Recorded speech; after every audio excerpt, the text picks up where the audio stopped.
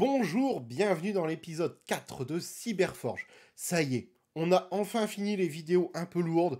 Les 3 premières vidéos, présentation, les fondations du PC, etc. pour bien comprendre, sont absolument essentielles. C'est une base qui va vous servir pendant tout l'ensemble de cette série.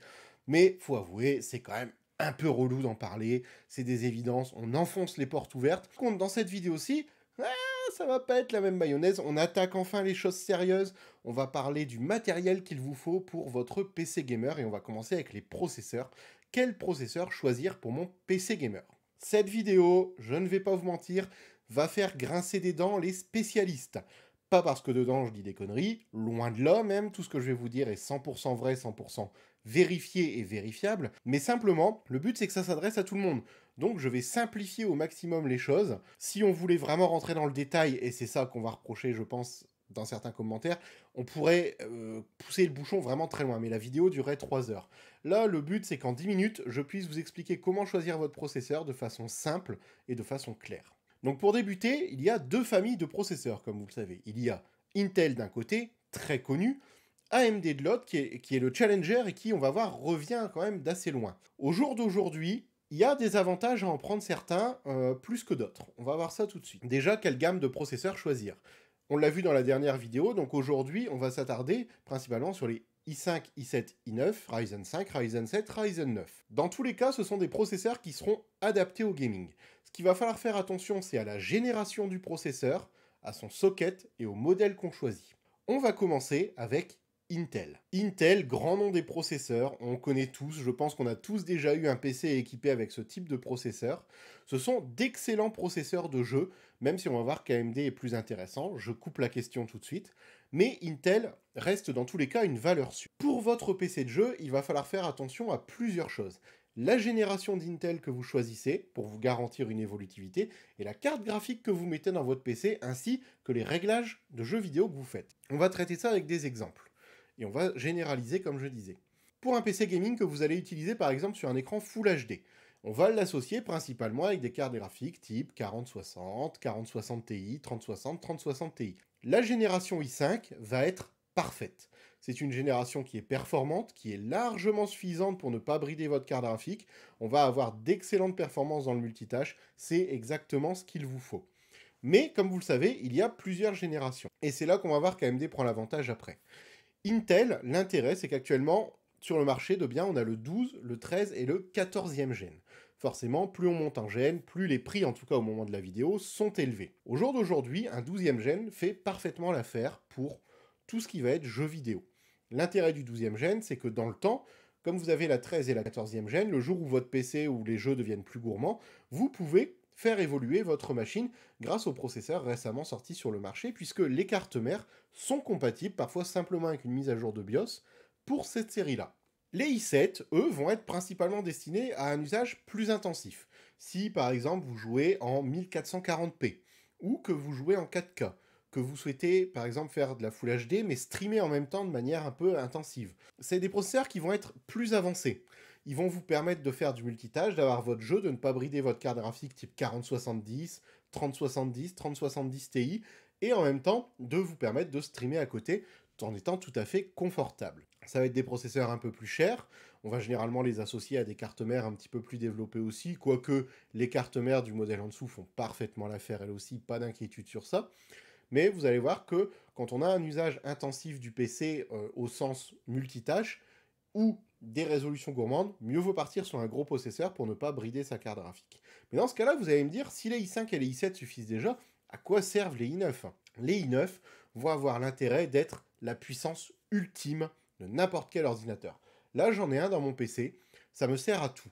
Avec ce processeur, je peux jouer en 4K, il ne bride pas ma carte graphique, je peux faire du montage vidéo, je peux faire du streaming, je peux faire tout ce que je veux. C'est des processeurs qui vont être très chers, qui vont être destinés à un public très particulier. Et par exemple, si vous jouez en Full HD ou en 1440p, ce processeur n'a strictement aucun intérêt. Si on devait résumer un petit peu ce que je viens de vous dire, vous jouez en Full HD ou en 1440p, un i5, 12e, 13e gène, ça fait parfaitement le travail. Vous jouez en 1440p, vous faites un petit peu de stream, un i7, parfait, pas besoin de plus. Vous jouez en 4K, un i7 peut suffire. vous jouez en 4K et vous faites d'autres activités à côté gourmandes, type montage photo, montage vidéo, streaming, l'i9 peut enfin trouver son intérêt associé à la carte graphique correspondante, bien sûr.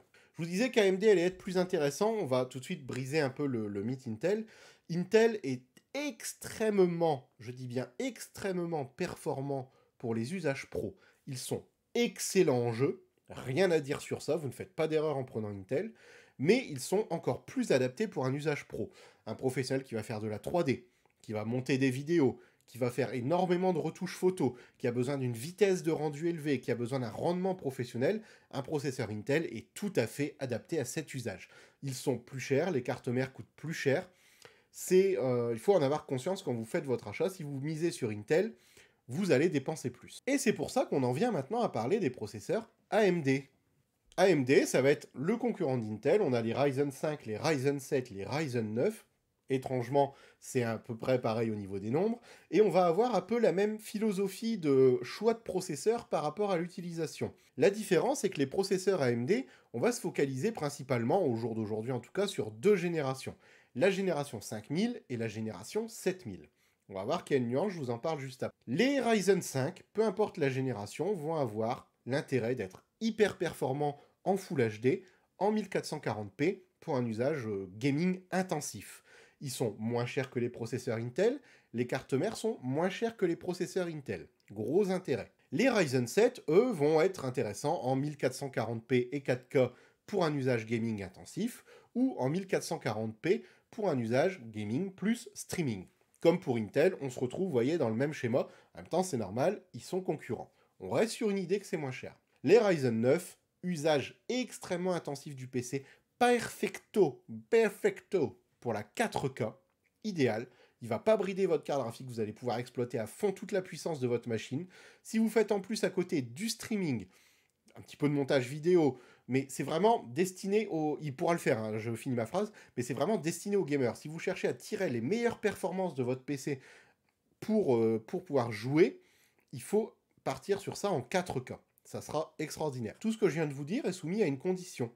Je vous parle de ça pour l'utilisation de vos jeux en qualité graphique élevée. Plus vous montez vos qualités graphiques, plus ça va demander de ressources à votre carte graphique.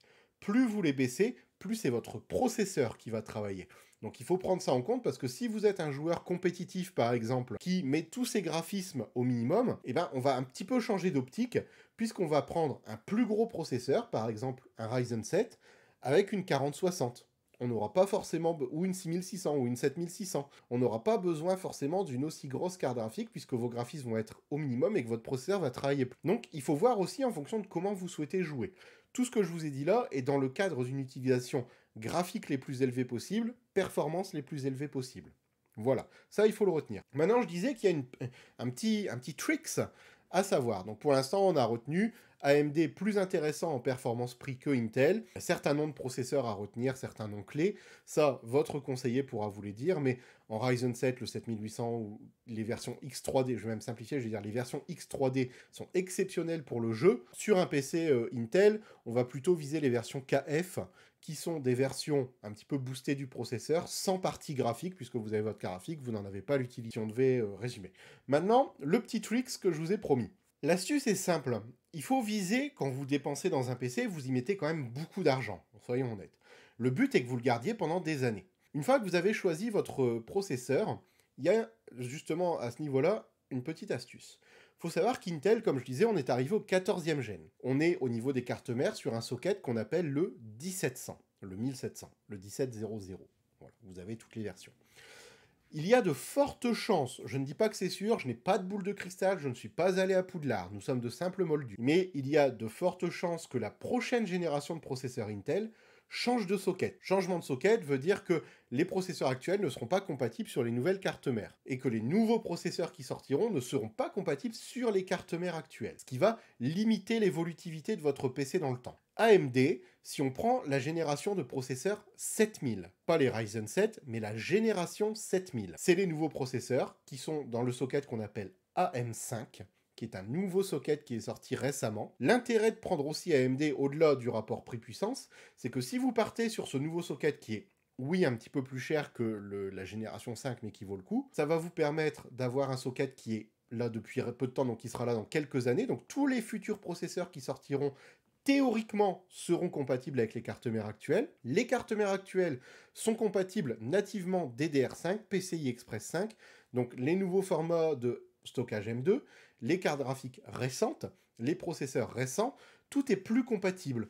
Donc, théoriquement toujours, c'est le mot sur lequel j'insiste parce que c'est théorique, si vous partez sur AMD, en plus de faire une économie pour un gain de puissance, vous vous assurez dans le temps une possibilité d'évolution de votre PC qui est beaucoup plus importante que chez Intel. Et ça, c'est très important, puisque, comme on l'a dit, on met beaucoup d'argent, on veut que ça dure longtemps, j'ai pas envie personnellement de me racheter un PC dans 3 ans, si je suis client, et du coup, AMD prend du sens, parce que dans 3 ans, j'aurai peut-être qu'une pièce ou deux à changer, au lieu de devoir changer de carte mère, de processeur, peut-être de RAM éventuellement, que là, directement, je suis déjà future-proof en quelque sorte, et ça, c'est top. Donc j'espère que la vidéo a été assez claire pour vous dans le choix des processeurs. Je vous donne pas de référence, tout simplement parce qu'il y a tellement de références de processeurs que ça, dirigez-vous plutôt dans la boutique la plus proche, ou chez Hardware 31, ou téléphonez à un conseiller, ou si vous connaissez, eh ben, vous connaissez, voilà. Mais l'idée est là, l'idée est que Ryzen 5, Ryzen 7, Ryzen 9, génération 5, très bon prix, très bonne performance, moins évolutive vu que la génération 7 est sortie. La génération 7, elle par contre, très évolutif. Intel, un peu plus adapté pour un travail professionnel sur de la retouche photo, sur de la retouche vidéo, car très performant dans ces domaines-là. Ils explosent complètement AMD. Très bon pour le jeu, il n'y a pas d'erreur là-dessus, mais plus cher et certainement un peu moins intéressant à l'avenir par rapport à l'évolutivité de votre machine. J'ai un peu bugué sur le mot, vous ne relèverez pas la chose. J'espère que cette vidéo vous a intéressé. Dans le prochain épisode, on va traiter encore d'un nouveau composant. Vous le découvrirez du coup dans la prochaine vidéo. En attendant, je compte beaucoup sur vos commentaires en dessous. Posez-moi vos questions. Je rappelle encore une fois, les seules mauvaises questions sont celles qu'on ne pose pas. Proposez-moi même vos configs. Venez sur le Discord en discuter. Likez, partagez, donnez de la force à cette série de vidéos. Et on se retrouve dans le prochain épisode. Ciao les amis!